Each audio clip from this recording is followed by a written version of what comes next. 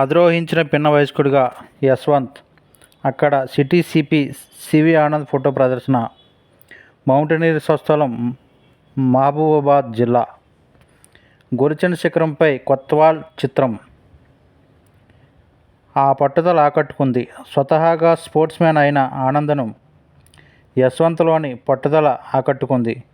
ఓ చిన్న తాండా నుంచి వచ్చిన ఆ యువకుడు విజయం సాధించి ఎందరికో స్ఫూర్తి అవుతుందని భావించారు.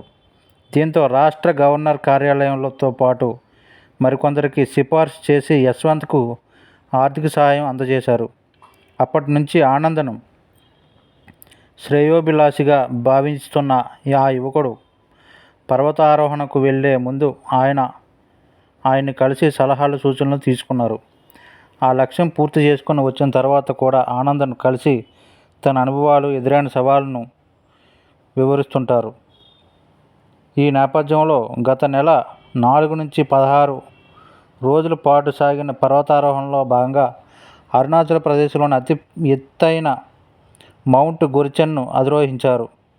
ఆ శిఖరంపై జాతీయ పతాకం, సివి ఆనంద్ ఫోటోను ప్రదర్శించి తన అభిమానాన్ని చాటుకున్నారు. పర్వతారోహణలో అనేక సవాళ్లు ఎదురవుతూ ఉంటాయని కొత్వాల్ సివి ఆనంద్ సాక్షితో అన్నారు. వాతావరణం అప్పటికప్పుడు మారిపోతుంది. దాన్ని అంచనా వేయగలగడమే కాదు, సమయానుసారం నిర్ణయాలు కూడా తీసుకోవాలి. ఇలాంటి అనేక అంశాలను యశ్వంత్కు వివరిస్తుంటా త్వరలోనే ఎవరెస్ట్ శిఖరాన్ని అధిరోహించాలని ఆకాంక్షిస్తున్నా అంటూ సివి ఆనంద్ చెప్పుకొచ్చారు. అరుణాచల్ ప్రదేశ్లోని ఎత్తైన శిఖరం మౌంట్ గురిచండ్ను అధిరోహించిన పిన్న వయస్కుడిగా రికార్డు సృష్టించాడు మహబూబాబాద్ వాసి బూక్యా యశ్వంత్ నాయక్, 20 years. అంతేకాదు, నగర కొత్వాల్ సివి ఆనంద్ ఫోటోను అక్కడ ప్రదర్శించాడు. మౌంటనీర్ అయిన యశ్వంత్ ఎవరెస్ట్ మినహా అన్ని శిఖరాలను అధిరోహించాడు. ఈ శిఖరాన్ని సైతం త్వరలోనే అధిరోహిస్తానని ఆకాంక్షిస్తూ ఆనంద్ అన్నారు. మహబూబాబాద్ జిల్లా మురుబెడ మండలం బూక్యా తాండాకు చెందిన యశ్వంత్ తన 16వ ఏట నుంచే పర్వతారోహణపై ఆసక్తి పెంచుకున్నాడు.